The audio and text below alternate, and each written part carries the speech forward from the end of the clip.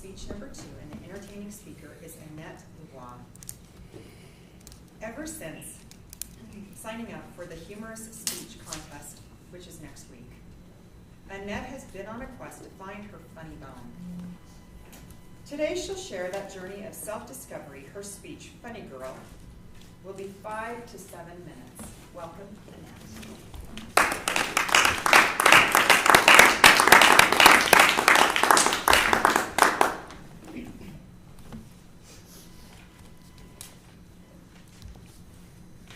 I'm funny. I'm freaking hilarious. Underneath all of these layers of doubt, fear, judgment, uncoordination. I know, I'm an absolute riot. So how many of you have me pegged as the funny girl? The life of the party, the one always telling jokes. Yeah. And you know why? Because I've only been funny for about 15 hours. So, I grew up, the oldest of 3, and I was the serious one. I was the quiet one right from the beginning. My sister, she was the funny one.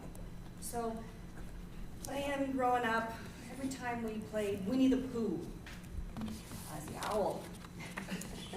She was Piglet. We played school. I'm the principal.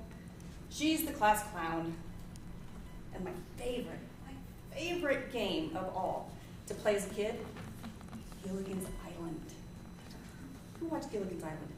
I love that show because I got to be the professor. And I didn't care. She could be Marianne. I was the professor. And I don't know if that's what set my life on gold, Gilligan's Island or my trip to Cambridge, but somewhere along the way, I wanted to be a professor, and that was it. I knew my life mission.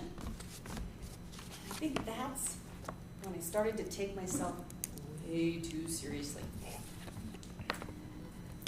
It served me well. 40 years of seriousness got me through lots of school, a successful career, and it wasn't all bad, it wasn't all work. I had fun along the way. I had a lot of funny friends. I spent 20 years being the straight man sidekick to a really funny guy. And I had some fun. It's all good. But I was able to skate around funny, beyond the fringes of funny, just by being pleasant, being a good sport, taking a joke well. But no more. I can't hide any longer. You know why? Because Toastmasters doesn't have a pleasant speech contest. Nope, next week it's the humorous speech contest, and it's something I've been stressing about for, well, since I signed up. So how does a serious girl do the work to make a funny girl speech? Homework. So I call up my funny friends. My friend Joel, patient Joel's like, come in. I show up at his house with one not so funny idea and ask him to help me build it into a funny speech. 2 hours later, and lots of patience on Joel's part, I learned one thing. Joel is really funny. So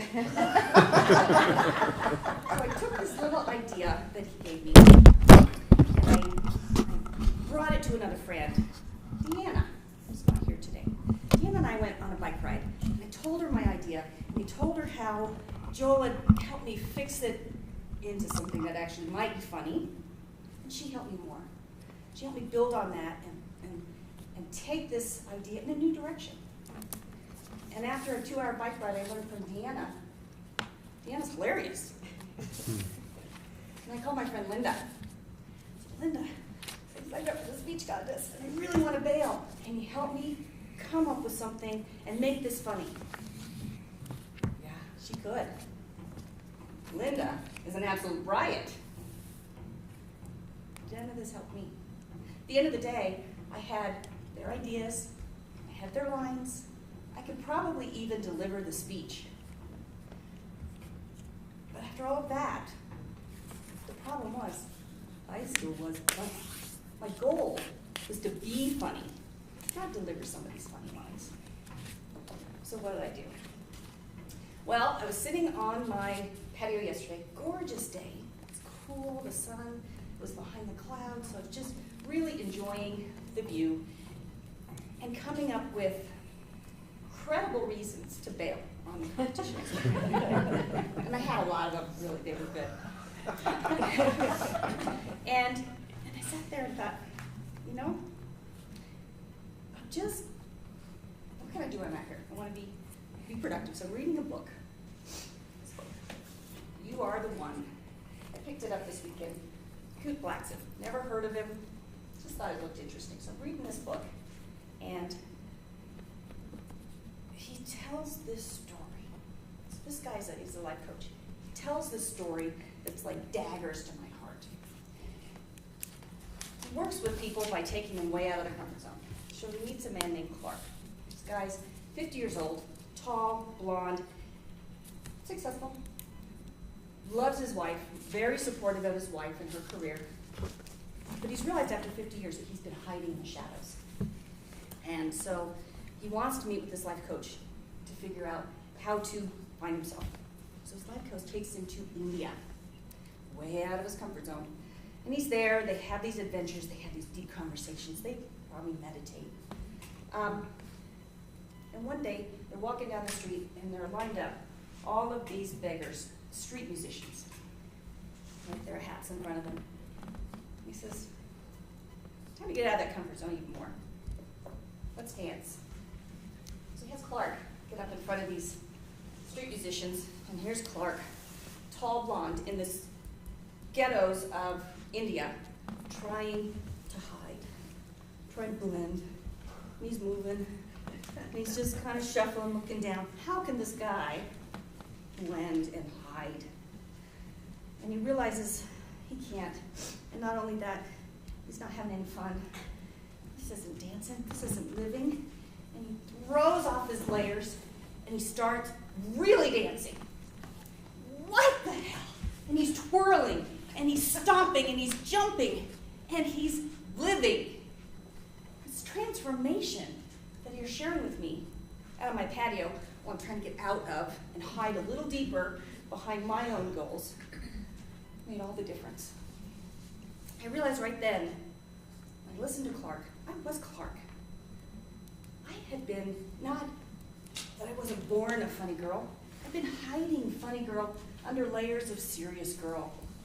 And in that moment, I knew I could shed those layers.